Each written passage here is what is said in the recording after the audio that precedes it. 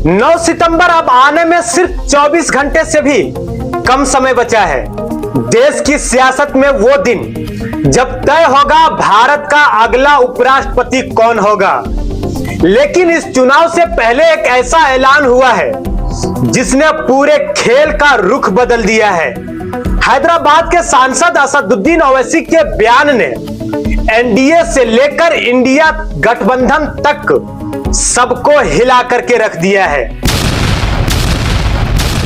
नमस्कार, मैं हूं नूरानी मैमून और आप देख रहे हैं आयान फास्ट न्यूज। आज हम आपको उस चुनावी मुकाबले के भीतर की कहानी बताएंगे जो सिर्फ उपराष्ट्रपति की कुर्सी तक सीमित नहीं है, बल्कि सत्ता के समीकरण की राजनीति, वफादारी और दिल्ली की ताकत तक फैला हुआ है।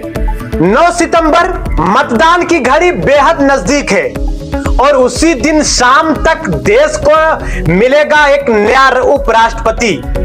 एक तरफ है एनडीए के उम्मीदवार सीपी राधाकृष्णन तो दूसरी तरफ है इंडिया गठबंधन की ओर से जस्टिस बी सुदर्शन रेड्डी। कागजों पर देखें तो एनडीए का संख्या बल मजबूत दिखता है, लेकिन राजनीति के इस खेल में सिर्फ आंकड़े ही सब कुछ नहीं होते। अंदर खाने की खबरें कहती है कि क्रॉस वोटिंग का खेल इस बार बीजेपी के लिए मुश्किल खड़ी कर सकती है। इस पूरे चुनाव में सबसे बड़ा सस्पेंस था असदुद्दीन ओवैसी का रुख। वो किधर जाएंगे और किसे वोट करेंगे।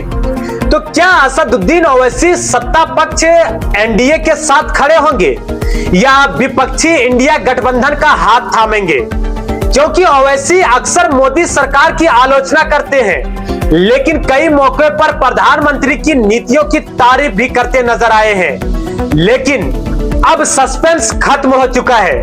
ओवैसी ने साफ शब्दों में ऐलान किया है कि जब 9 सितंबर को वोटिंग होगी तो मेरी एकमात्र पसंद होंगे इंडिया गठबंधन के उम्मीदवार जस्टिस बी सुदर्शन रेड्डी की।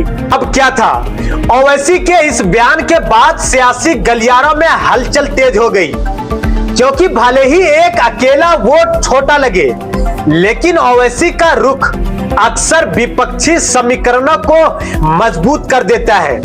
यही नहीं, तेलंगाना के मुख्यमंत्री रेवंत रेड्डी ने ओवैसी से व्यक्तिगत तौर पर बात की थी।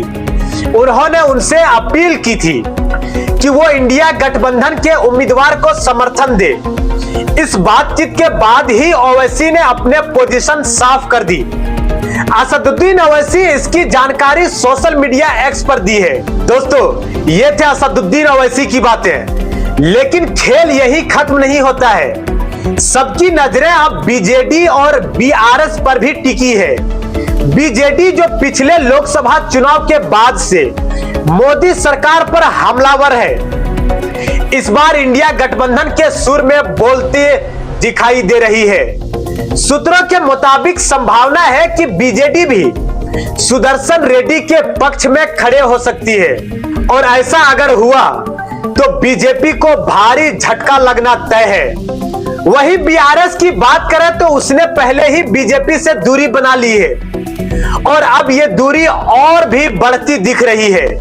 ओवैसी के समर्थन का असर सिर्फ एक वोट तक सीमित नहीं रहेगा। नए कदम तेलंगाना, आंध्र प्रदेश और उड़ीसा तक रणनीतिक दबाव बनाने का काम करेगा, क्योंकि अगर चंद्रबाबू नायडू जैसे मोदी सरकार के अहम सहयोगी इंडिया गठबंधन के पक्ष में वोट देते हैं तो ये सिर्फ चुनावी नतीजों पर ही नहीं, बल्कि मोदी सरकार की अस्थिरता पर भी बड़ा असर डाल सकता है।